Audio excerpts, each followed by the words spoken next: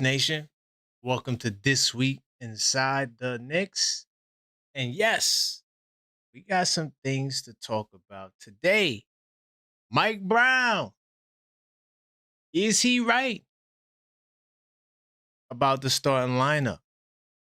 Do the Knicks have a problem? Do they need to change the lineup? The first quarters have been abysmal. We're going to talk about how bad the first quarters were and some potential solutions to that problem. Jordan Clarkson returns to the lineup to bring some much needed offense. And he's been delivering ever since the Utah Jazz victory. The Knicks have a major scare at home against the lowly Golden State Warriors with the team full of G Leaguers. Towns and Josh Hart had a brief absence from the lineup as both of those guys returned from their injury updates. Is OG Anunoby a top 30 player in this league? Listen, we got word on the street. We got all types of interesting programs today on This Week Inside the Knicks.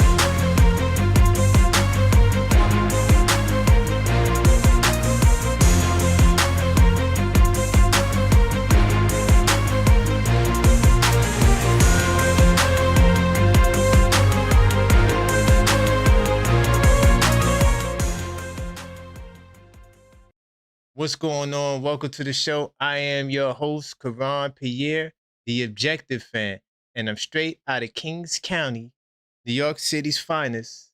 Man, you know the vibes. Tell a friend that we live, man, and welcome to the show. Hopefully you guys are having a great day, all right? Big time salute to everybody who's in the building.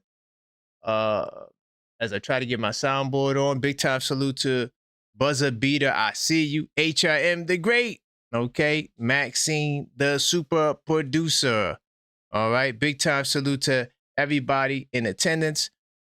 This is This Week Inside the Knicks. And as we do always, let's make sure we continue to smash that like button. It's very important to the algorithm that we do it that way.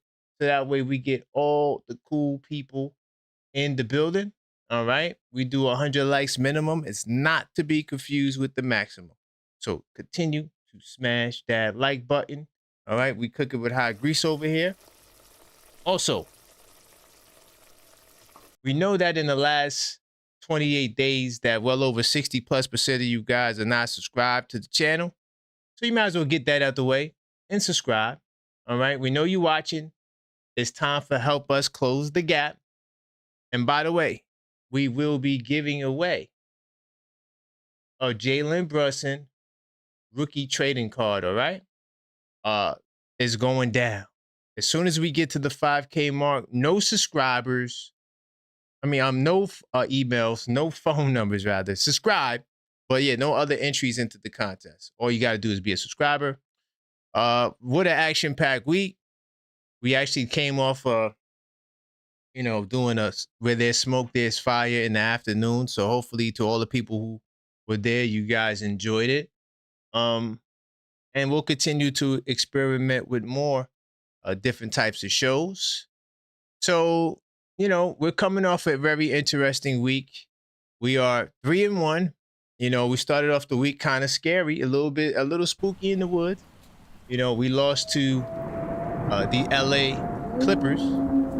And, that loss was very disappointing because we had some great momentum before the LA stretch. And, losing that game, I felt like kind of took the wind out of a lot of the fan sails.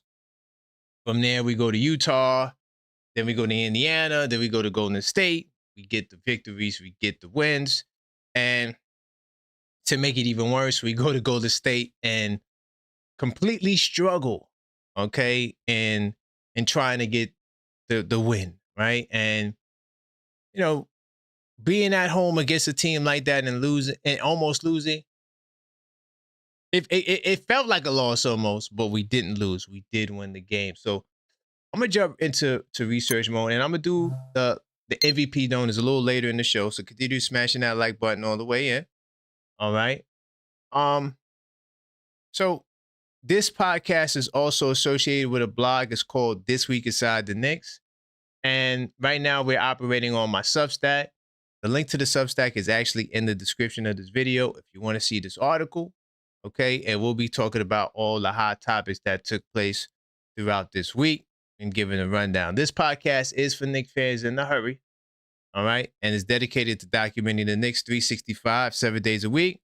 If you give me 50 minutes, I will give you the Knicks, all right? So just X that out. So I'm gonna scroll down, and as we always do, I like to start at the special highlights.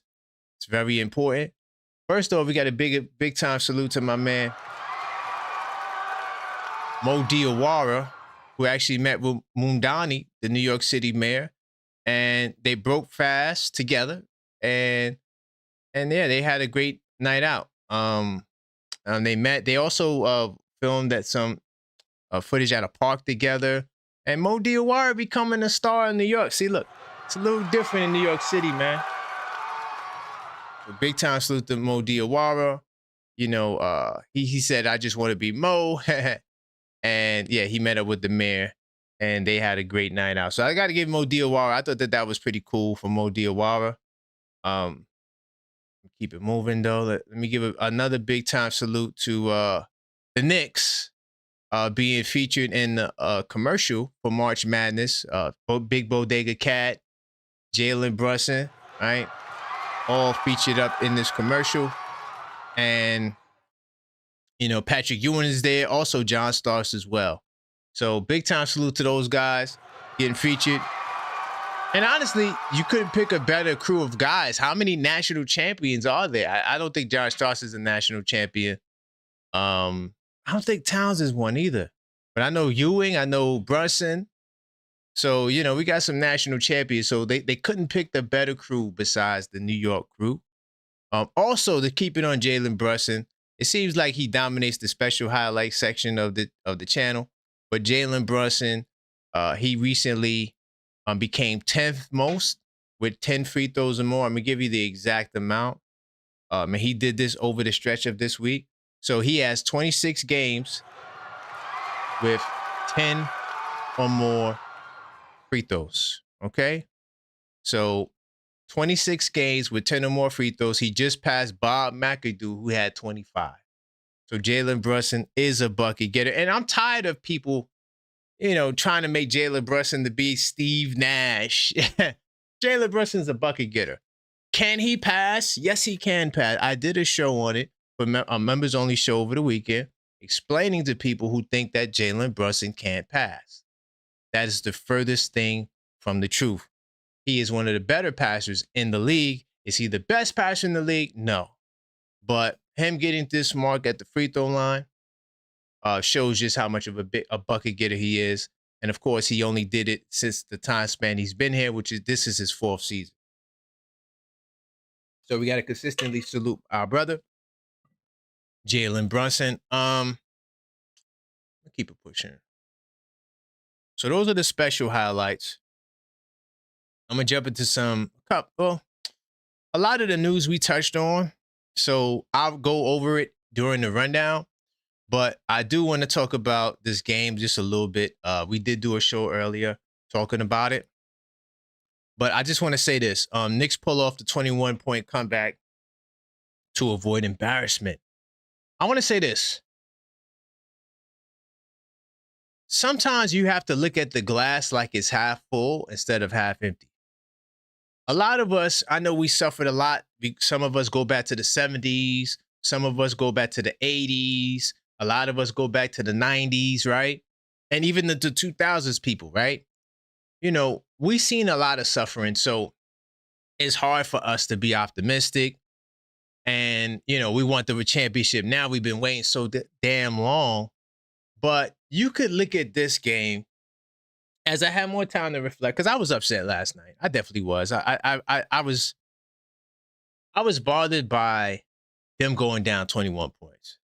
I knew the game was going to be hard. That's why I told you. I said, hey, I believe in art of war principles. I'm not going to war with someone who I don't know. Okay. You're at a disadvantage. If they know you, but you don't know them, you're at a disadvantage.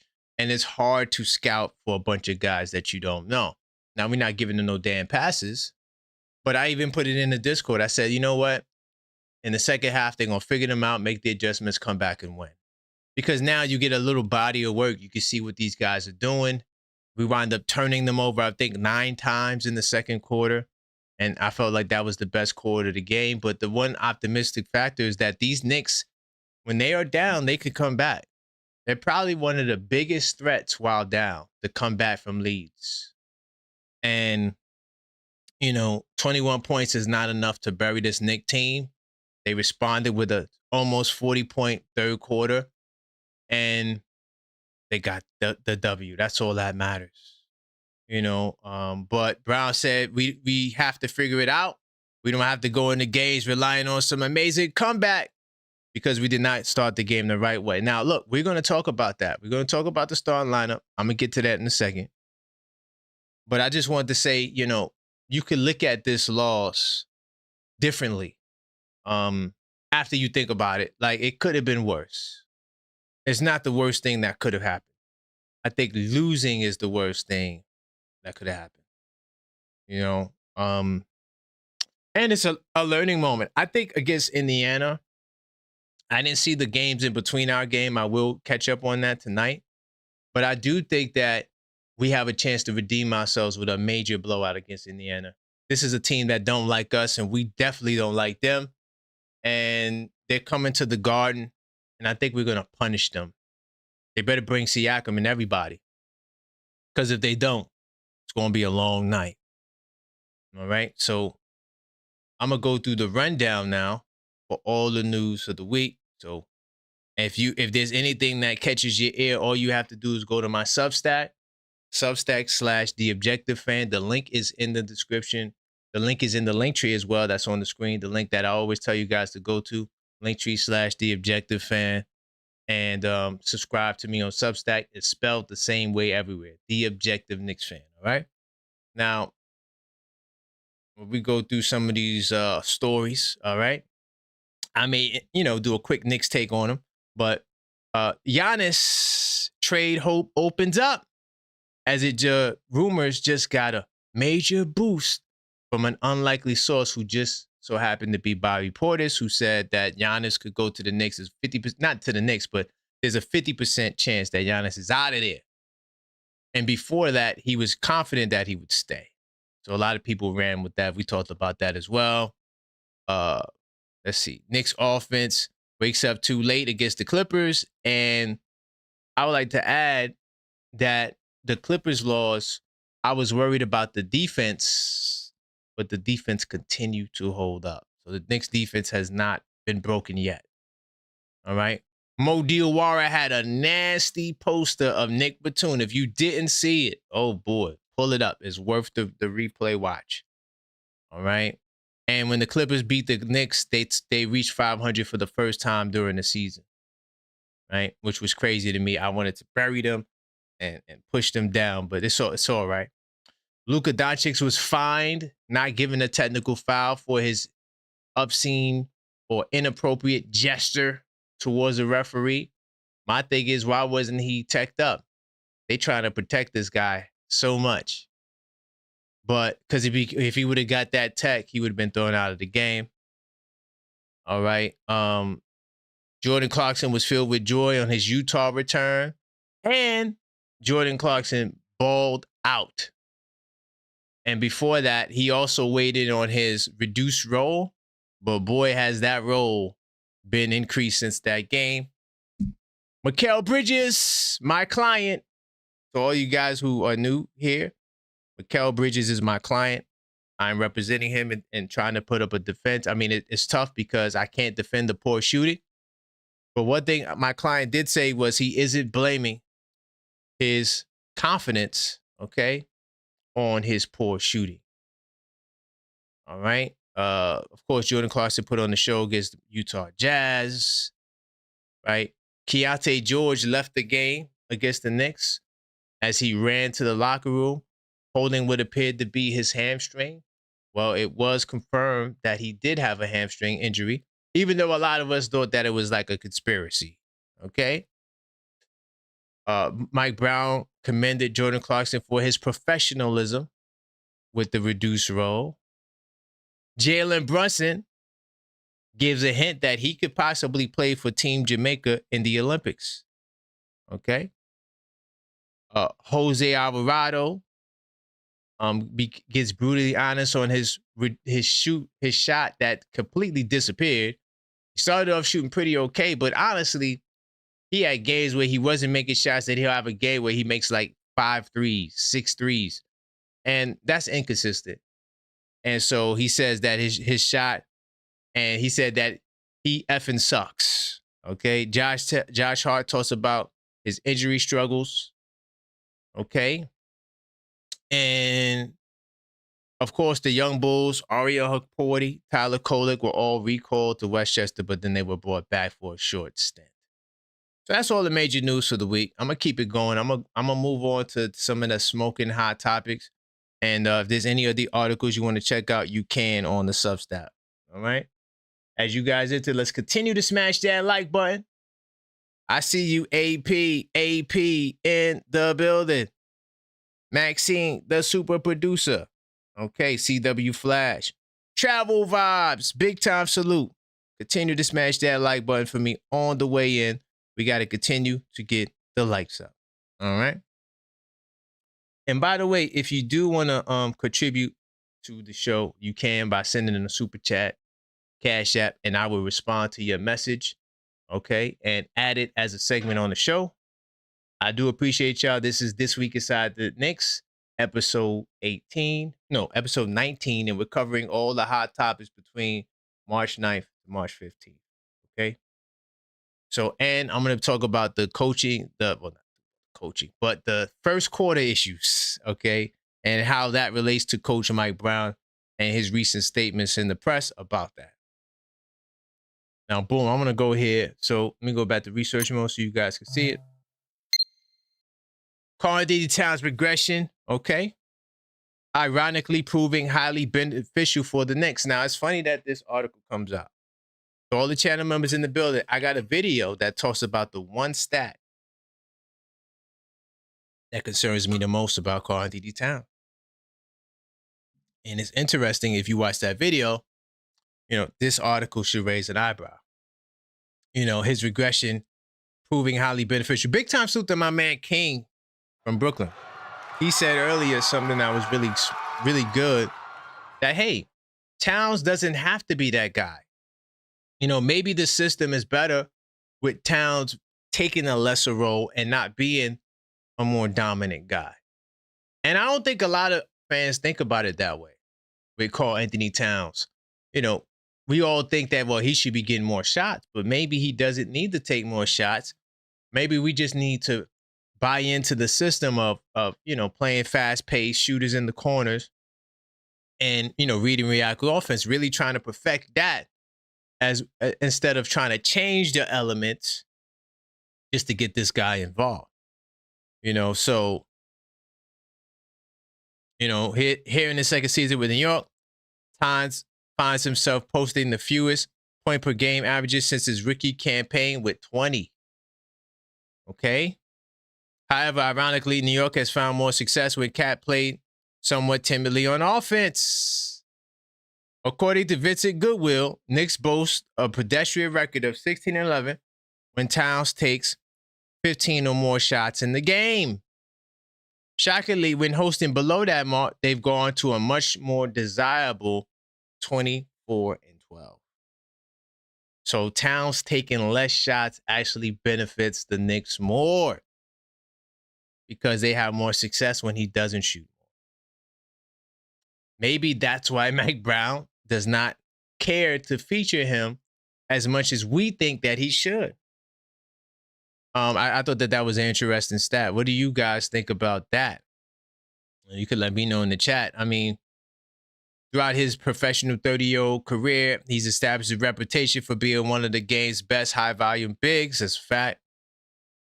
And Knicks benefiting from Karl-Anthony Towns not living up to expectations. Though predominantly known as an offensive weapon in many ways, a defensive liability, I disagree with that. His efforts on the less glamorous side of the ball here in a year or two with the Knicks actually have been quite admirable, especially as of late. Since beginning of February, Towns finds himself ranking 8th among centers who played a minimum of 15 games at defensive rating. Now, I don't like defensive rating, y'all. I don't like it. I'm starting not to like it. The reason why I don't like it is because of stuff like this.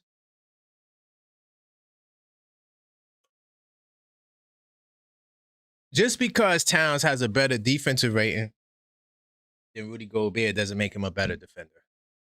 So why even make the comparison? Defensive rating is based on how well your team defends as well. So if you play on a great defensive team, then your defensive rating will be higher on the individual level. Did you see Jalen Brunson's defensive rating? It's outstanding. Does that mean that Jalen Brunson is one of the best defending guards in the league? No. But I will say that Towns' defensive rating is impressive because he guards all of his assignments. He doesn't have no one taking the pressure off of him. Sometimes OG guards Jokic, but that's in spot minutes. It's not throughout the whole game. Towns doesn't have the power forward that takes the pressure off of him. So him having a defensive rating of 105 is impressive, but don't compare it to Rudy Gobert and try to draw an angle from it because it's the wrong context, and people do it all the time. The Knicks have a better defensive team right now during that stretch than the Minnesota Timberwolves, right? Rudy Gobert is, I would say he's a better rim protector than Karl-Anthony Towns. Okay? But Towns' defense is not bad, though. I will double down on that. He's not a bad defender. Okay? I just got to keep it real. I don't like where you compare defensive ratings to each other because you're in different scenarios. Doesn't mean that one guy's a better defender. I see you, L. Figgy. We definitely got to get those likes up. I see you, AP. Great to see you guys in the building. All the people are here, man. All right? OKF Nation. We form like Voltron. Let's go Knicks all day, every day.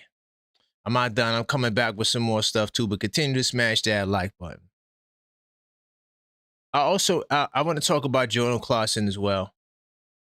You know, Jordan Clarkson is somebody who is one of those guys that gets a lot of love and a lot of people don't like him. You know, because they feel like, well, he's not averaging 18 points off the bench like we thought he would, or whatever expectation they have for Jordan Clarkson. But you got to understand, this team is really good. This is the best team that Jordan Clarkson's ever played for. So the need for his gifts may be lessened because we have a lot of quality players. Whereas on Utah, when you're better than the damn starters and they just got you in the 6-man role as I feel like it was a ploy to devalue you and your worth.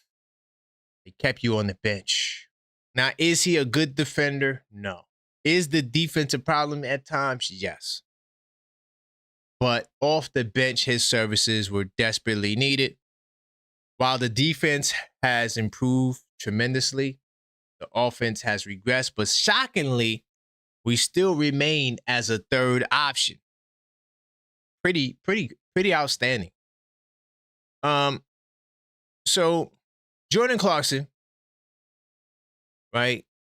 He's one of the he's definitely really good at scoring the ball. And he's definitely somebody who should be in anyone's rotation. He could add good value, right? Now, after falling out of the rotation with the clear pathway back into it, the 33-year-old racked 10-plus minutes in 2 of the Knicks' past 3 games In their most recent win against the Utah Jazz, his former club, Clarkson went off for 27 points in 26 minutes while shooting 10 of 15 from the floor. Right? Not every higher minute performance will follow this script, but this is part of the why he turned down head coach Mike Brown's pecking order in the first place. But the Knicks are a hotbed of unpredictability. That is a fact. Including, if not, especially on the offensive end. That is a fact. Even if he are breaking the case of emergency option, he's doing something nobody else on the roster can. The Knicks do not have anyone else to fill in Jordan Clarkson's shoes. I disagree with that. I think Deuce gives you some of what Clarkson gives you. Of course, Clarkson's a better scorer. He's a better offensive machine than Deuce McBride. But at the same time, Deuce has given us 12.6 points per game. You know, I don't know if Clarkson could give us 12.6 points per game. The most I remember him averaging, I think it was 10 points. Now, like I said before, the team is very talented, and Brendan O'Connor and Mike Brown and the staff, they embrace the concept of defense. And salute to my man Khalil, Mixtape Madness Discord server. He just joined the channel too. Big time salute to him. He did the research, because I told you why Clarkson and Kolek was removed from the rotation. So he did his own research, came back and said, yo, you're right. That's when the defense shot up to number 1. I know it because I do a show called the Knicks in 10 Show. And I predicted the defense will be this great. And so when we talk about Jordan Clarkson, he just had to leave the lineup at that point in time. But now that Deuce is not here, because this is what it was. It was Deuce, Shaman, Mitch. They were kind of running an 8-man rotation where like Yabu or Diawara would get spot minutes, but they gave the bulk of those time to those guys. Those 3 guys were playing like 20 plus minutes, right? Getting a lot of that bench minutes, time. So now that Deuce is gone, Clarkson is definitely needed in the rotation because Alvarado is not a consistent scorer. So that's why you put Clarkson in the rotation. And honestly, where I am right now, we'll see how the defense is impacted going forward with Clarkson's minutes. But I don't think he's going to be that much of a negative impact on the defense. I think that the defense is solid, and I think that there's room for him to be here because he's the only guy off the bench that you could say has the confidence and the bag to really create shots when the Knicks can't get shots. And he did a little bit of that last night. So, Mike Brown, big time salute. I think that Jordan Clarkson, that was the right move to bring him back. And he should stay there until Deuce gets back. Keep it pushing. Got a couple more topics, and then I'm gonna get into the Mike Brown starting lineup. What some people say is a debacle, but we'll get to that in a second. I do want to continue to be optimistic. I told you guys I think that we could possibly go 8-1. Right now, we won 3 games in a row. We still have Indiana, Washington, Pelicans, Charlotte. I mean, all of those games, all 5 of those games are really winnable, like if you really think about it. But even if we just lost one of those games, I think that will be an impressive run. And I think that it will get us closer to, catching the Boston Celtics. Okay? Now, yeah, I just want to keep it positive. I'm not going to spend much time on here, but the future may not bleak as some may think. Okay? NBA insider, he doubts that Mike Brown will be fired. Okay? The putback Begley downplayed the possibility of Brown being canned. I mean, you're talking about a real flameout, a bad showing, everyone healthy in the playoffs for them to make that kind of change, Begley said. That's not happening. Mike Brown is not going to be fired. Not this year. Now, next year, I don't know. But this year, there's no reason to fire him. I think Mike Brown's doing a good job. Big time salute to Mike Brown. I think he's doing a great job. And, it's not perfect. He makes mistakes. But, you need time to grow with a team, bro. This is New York City. We're not giving him enough time to grow. And that's why he doesn't grow. That's why, the expectations are so high. And it's a new team. And we're the only team that has that expectation. Any other team would be a 3-year window. With us, 1 + 1 + 1. So, Mike Brown, he's not going anywhere according to Ian Begley. But I think that we need to, be a little bit more optimistic. And realize that the season isn't over. We got a lot of season left. And yes, the game happened last night. Mike Brown's not going anywhere. Now, players may get traded, but that's a whole nother topic. We'll deal with trades in the offseason. Right now, we're on the quest to a championship, and we should just be happy with that quest. Now, I do got a question I want to ask, but before I get to it, let's smash that like button as you guys enter the show. This is This Week Inside the Knicks, episode 19. And, we cook it with hot grease, so continue to smash that like button so we get more people in the building. Big time salute to my man Tugboat Taylor. I see you in the building. I see you about Clarkson. I agree. That's why Clarkson should stay in the lineup. Wait, what? Nah, J-Tap, you gotta stop, bro. What you mean twisted stat? Whoa, hold up. Is he coming for the objective fan out there? Wait, hold up, man. We about to hold up. You gotta get some dogs fighting up in here.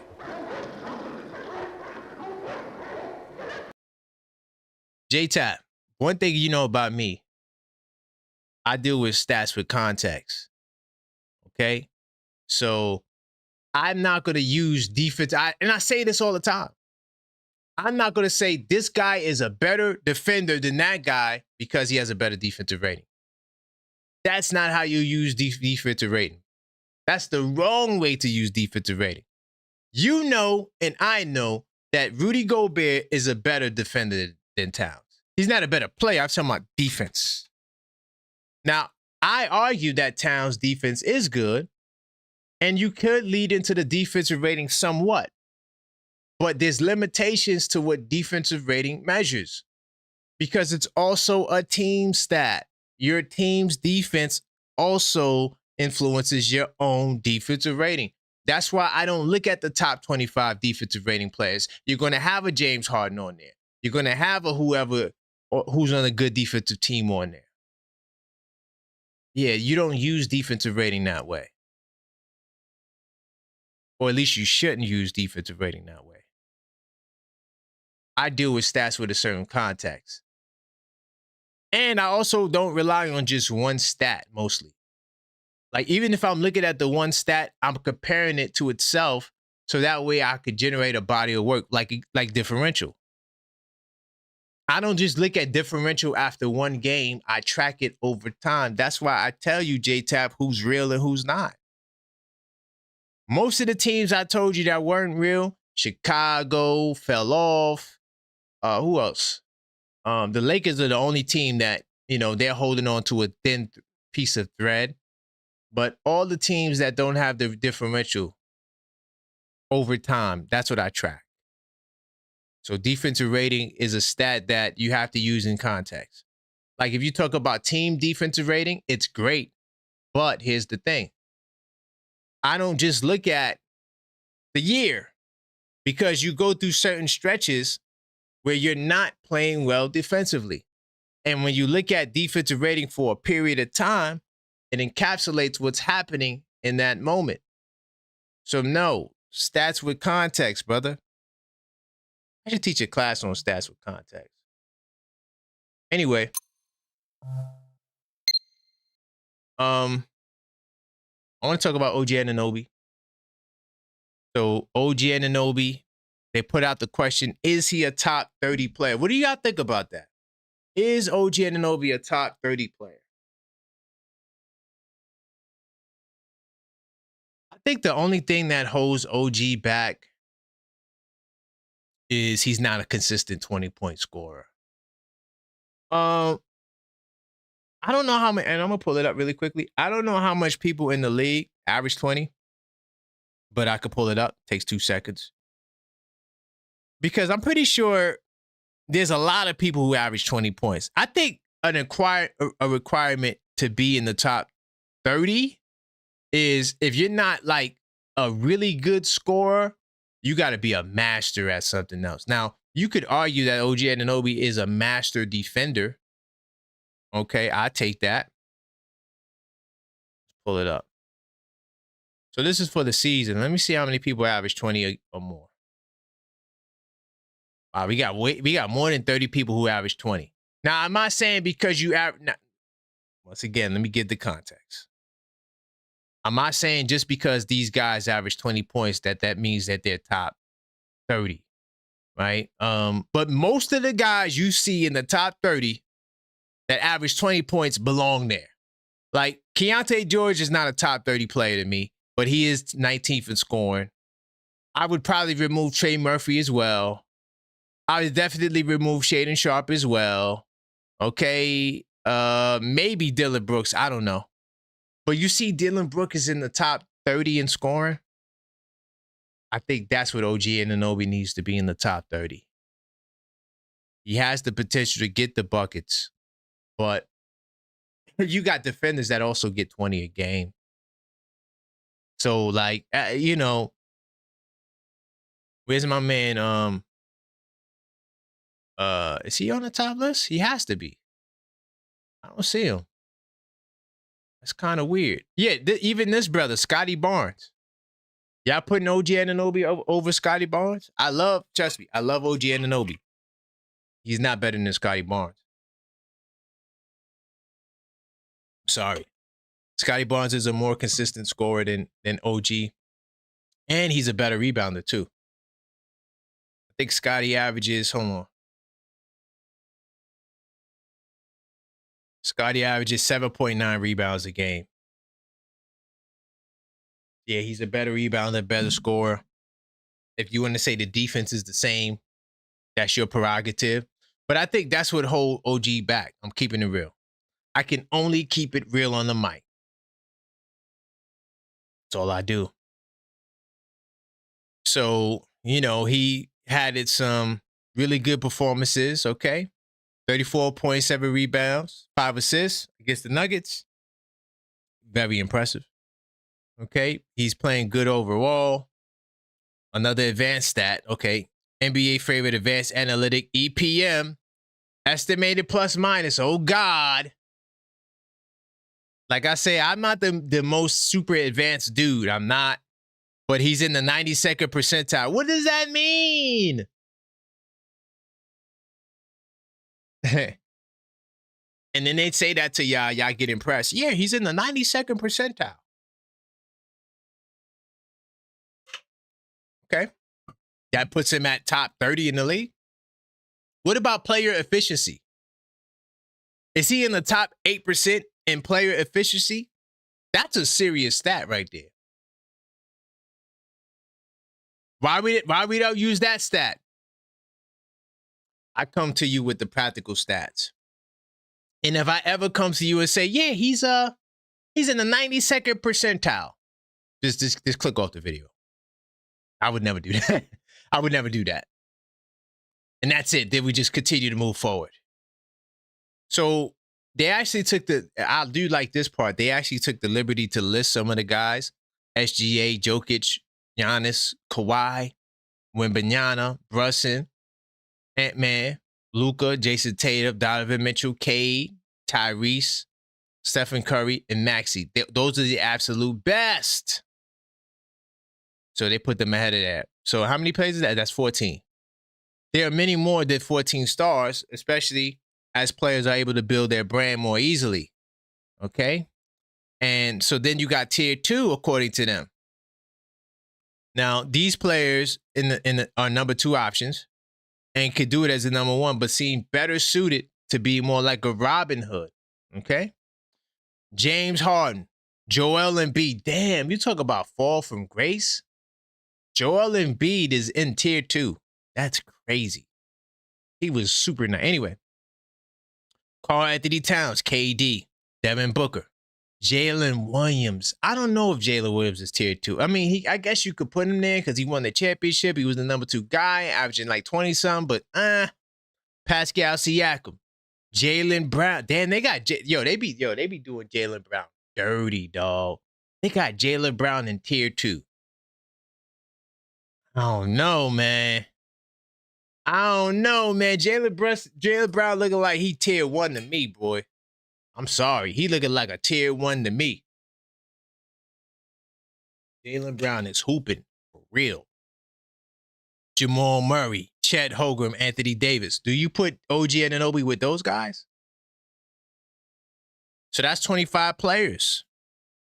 Okay, and then tier 3, they call them flawed stars. I don't like that.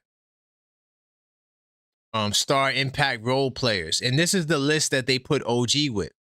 Kyrie, Fox, Young. Damn. So Young would have been in tier 2. Okay. Ja Morant, Reeves, Derek White, Desmond Bain. LeBron James. Wait, what? And he is older, so.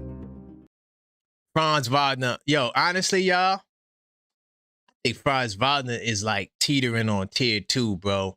That brother is nice. He is the one dude I am not looking forward to seeing in the playoffs, brother. I am telling you right now, that man Franz Wagner, no sir. I don't want to see him at all. Paolo Banchero, Lauri Markkanen, Evan Mobley, Bam, Mr. 83-point Adebayo, Alfred Şengün, Jaren Jackson Jr., Rudy Gobert, and OG. Where do you have OG in this list? I'm going to keep it real, y'all. I love OG. OG's not in the top 30, y'all. Sorry. That's just the objective fan for you. That's like me saying, is Jalen Brunson a top 3 player? No, he's not. Don't play yourself. We love Captain. He's not top 3. No, he's not. All right. So, yeah, I would strongly agree with the article. I don't think that he's, I don't think he's that. All right. But big time salute to everybody in the building. Continue to smash that like button.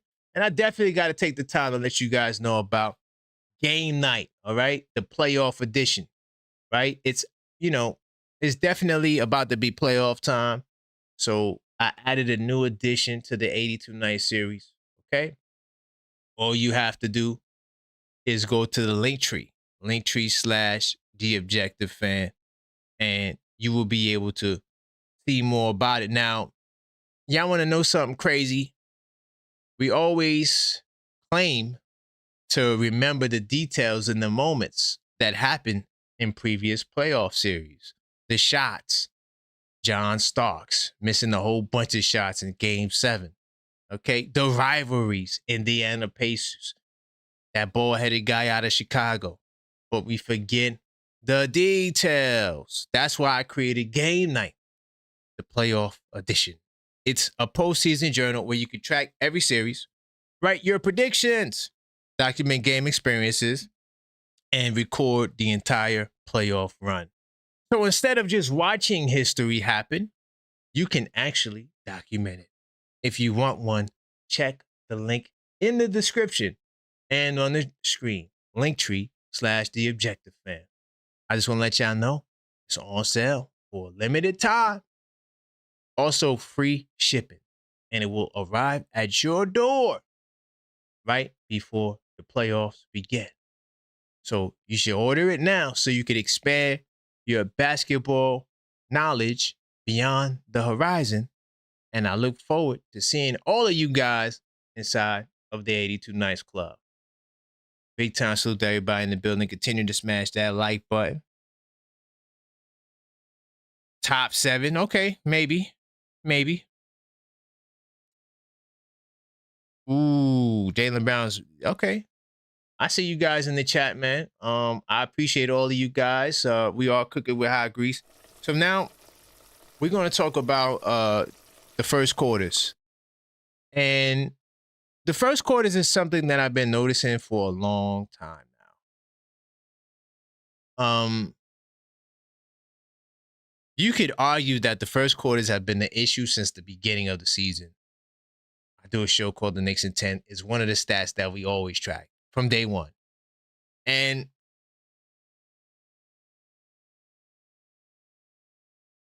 it is a mystery because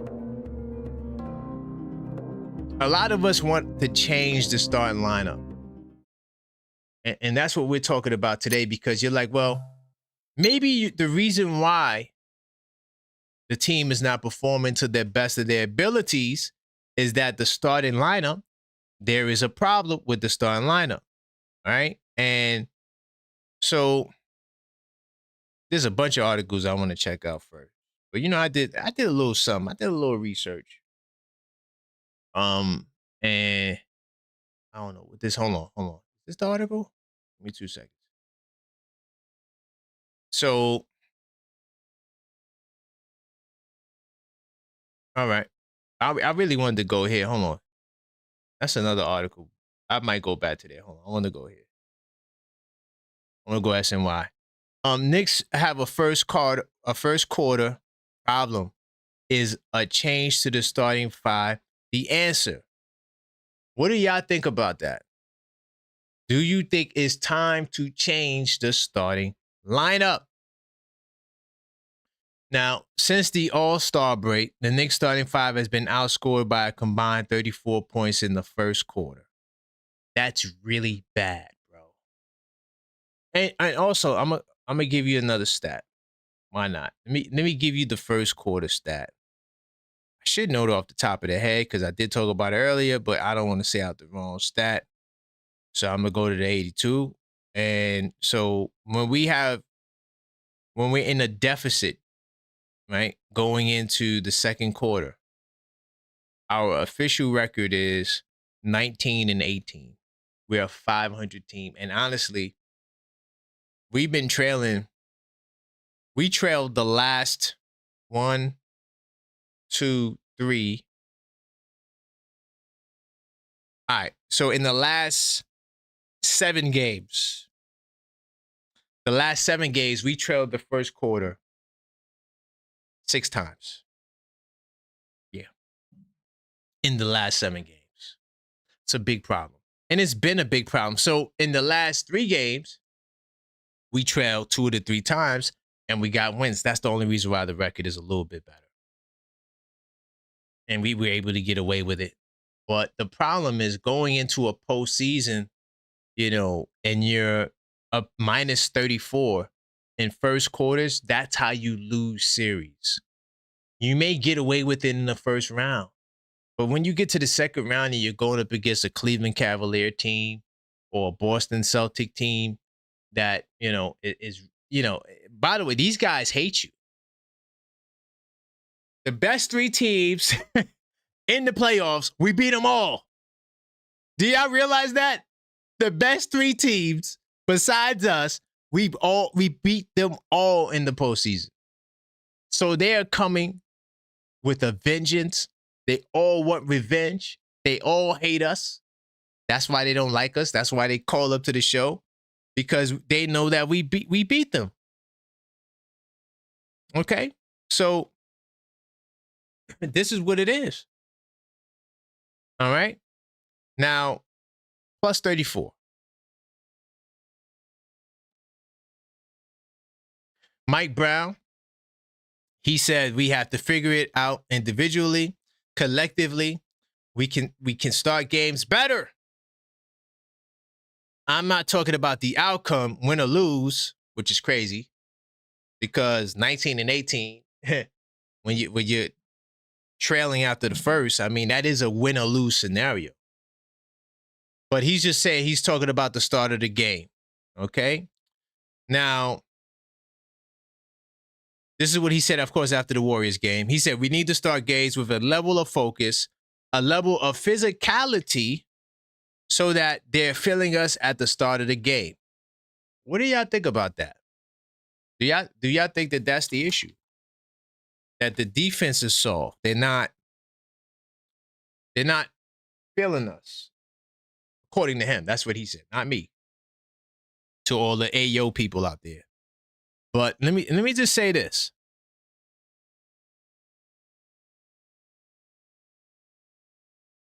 If what he's saying is true, then Mike Brown, what are you doing to motivate these guys?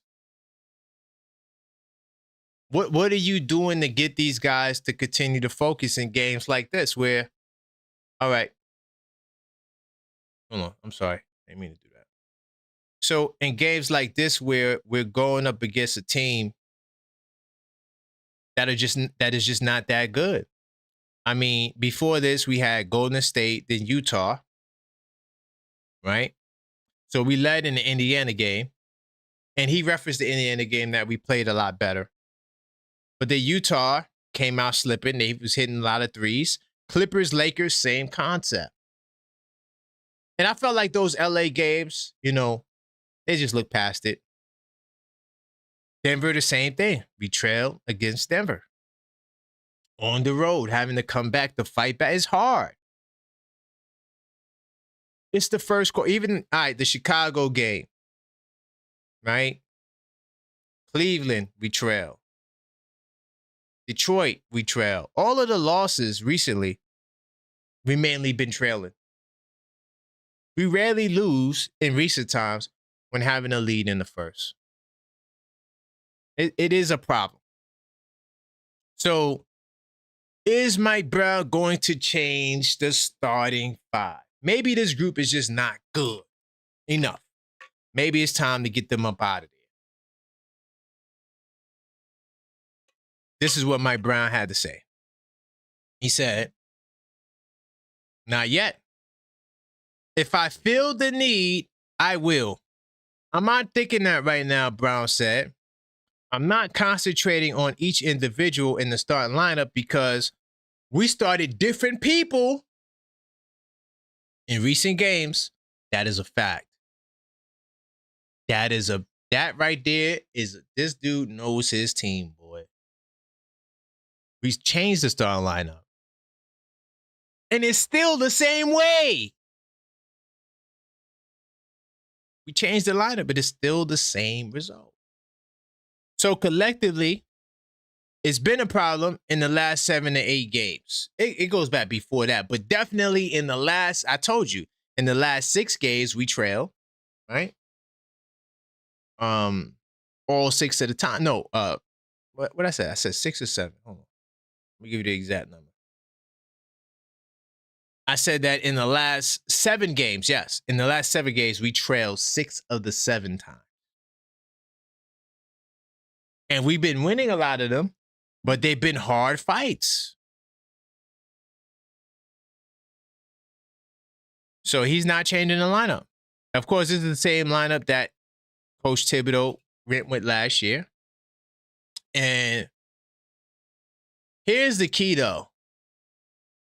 It is worth noting that the starting 5 has been solid coming out of halftime. Since the All-Star break, New York starting lineup is +5 in 64 30-quarter minutes. Okay? So the starting lineup is a +5. Now, if they could, the logic here is that if they perform later in the game, then they could perform in the beginning of the game. Now, I did some digging and some research and some, you know, because, you know, it was a mystery to me. Not a mystery, but I wanted to get to the bottom of this. And I'm sorry I don't have this on the screen, but just listen to me. The starting lineup that we have now is the best starting lineup that we ever had, besides one lineup. There's only one lineup that technically is performing better than this lineup. And when I tell you that lineup, I guarantee you a lot of you guys won't like it. By the way, once again, to my double big lineup, that is not the goddamn answer. I'm sorry. It's not. Towns and Mitch do not play well together. It's well documented. It's a fact. When Mitch had the career high in rebounds, did Towns play that game? Did they start together that game? Or was Mitch able to do his thing by himself? We see that a lot. When Towns had 35 against the Clippers, I know we lost that game. Was Mitchell Robinson there? The point that I'm saying is they're better apart, so no, it's not the double big lineup. I hate to break it to you. When the double big lineup is apart, when Mitch and Towns play with each other off the bench, like Mitch comes in off the bench, we're 26-10. Okay, hold that result and hold that thought. When Mitch and Towns start together, we're 5-7. It is not the answer. I'm sorry. Hate to break it to some of y'all. Y'all think a double big lineup? No. Don't double big me nothing. It's a bad idea. Now, the starting lineup, last year's starting lineup, as I like to call them, they're 20-8.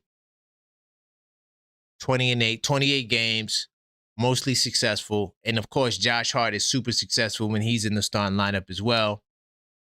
Though his production has slipped a little bit, mainly his three-point shooting. Everything else is kind of like stabilizing with Josh Hart. But as far as the other lineups, so this lineup started 7 games. Mitchell Robinson, Towns, Brunson, OG, Bridges, right? So that's the lineup a lot of y'all want. They're 3-4.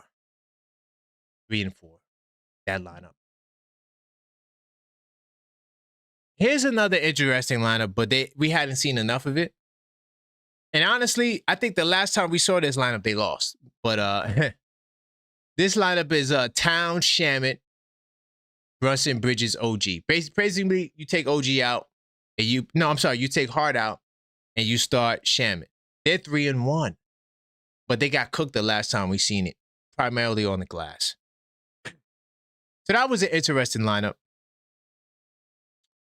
But y'all ready to hear the best lineup, technically? And I know y'all not gonna like it.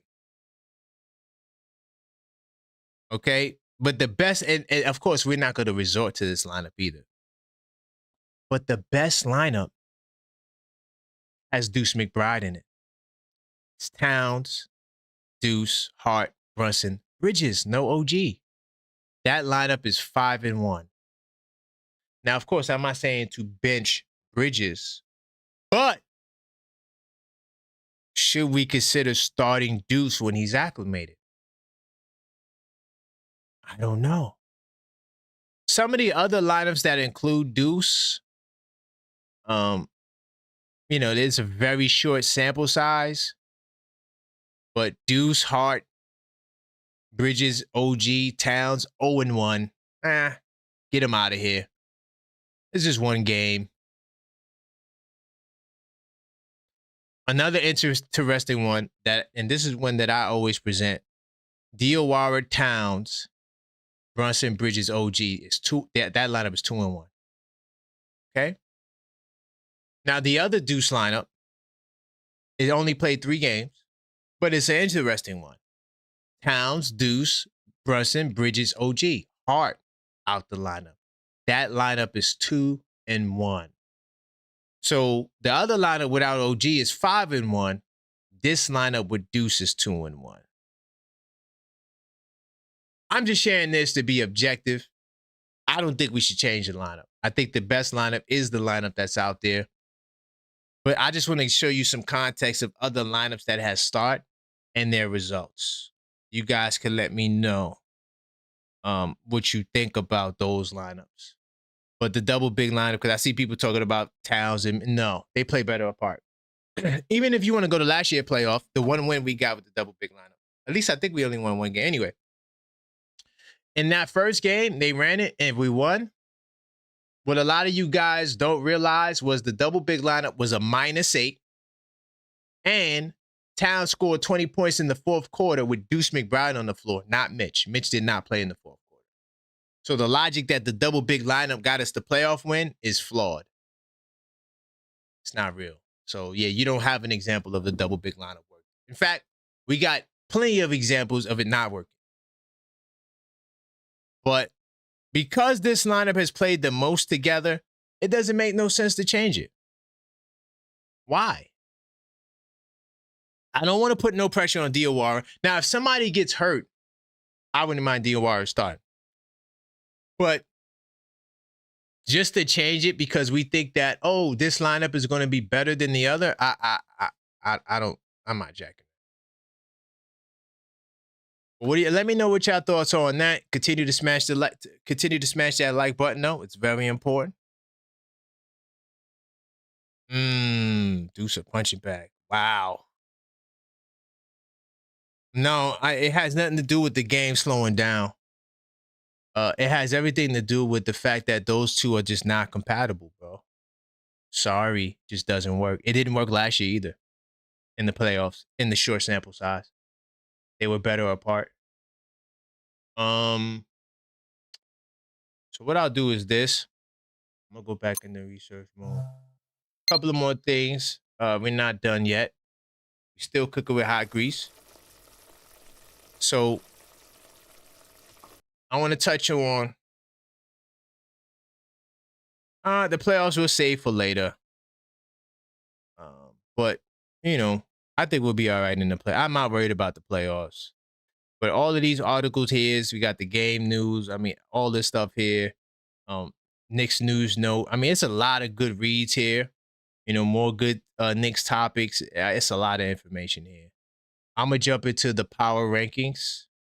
All right, and see exactly where we rank this week. Now, I ain't gonna lie, ESPN hasn't been that bad this year with the power rankings. Usually they're bad, and we've been using them since I've been doing this podcast. And this is what they got. OKC number 1. I agree with that. San Antonio number 2, jumped up 2 spots.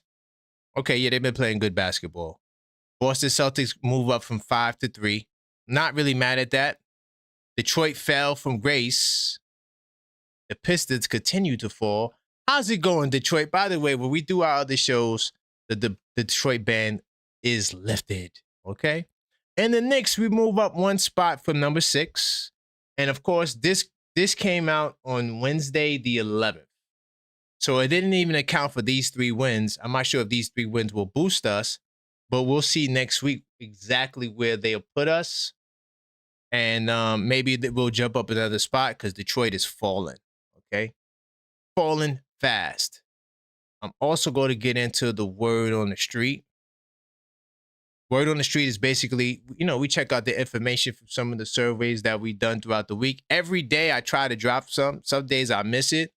But if you go to the membership section of the channel, you can check out some of the surveys that we have here, the polls. So after the Knicks bench has been struggling to score recently, is it time to put Clarkson back as a fixture in the rotation? I'm going to say yes. Out of 434 votes, 84% say yes. 6% say no. And 10% say, I don't know. Damn. Okay, more people unsure than said no. That's interesting. The Knicks have a nice stretch of 7 out of the next, a nice stretch of 7 games against teams under 500. Okay, what do you think their record will be? I'm going 6+ wins. 616 votes, 59% say 6+ wins, 29% say 5-2, 8% say 4-3, and then of course the haters, because you can't be a Knicks fan and think that we're gonna go under 500 to under 500 teams. That's, come on, dog. That's ridiculous. With the Knicks' current core 5, I forgot to put Towns in there. Okay, yeah, I forgot to put Towns in there. I did this in the middle of the night. Anyway, you guys know who I meant. Cat is definitely a part of the core 5. All right. Will this team continue to be a top 3 team in the East for the next 4 years? This is an important question. You know what? I'm going to post it again with the correct guys a little bit later in the season so we could get a real fair estimate. But most people understood I was talking about Towns. I don't know, y'all. I'm keeping it real. I don't know. There's just too many young teams coming. So 53% of the 480 votes say yes, 34% say no, 13% say, I don't know. But I'm kind of leaning towards no. Because I think that we don't have young star talent. We hope Mo D could be that. We hope Pacone Dadier could be that. We hope Tyler Kohler could be that, but I don't think it's guaranteed that any of them becomes all-stars. Are you concerned by the way the Knicks won last night's game against a lowly Warriors team without their top 7 players? I'm going to say no. 68% of the 325 votes say yes, they are concerned. 29% are like me, we say no. And 3% say, I don't know, leave me alone. Okay, but that's all for Word of the Street, man. Big time salute to you. By the way, you could vote on all of these surveys and polls in the community section. I drop them there every single day. All right. And you could definitely, check them out. Right. Very important to the algorithm. Definitely continue to smash that like button. But listen, man, I'll be back tomorrow. Hopefully around noon time with the blue and orange brunch. We'll also be back possibly with the Where There's Smoke, There's Fire. But I will see you guys later. Have a great night. And until next time, as always, let's go.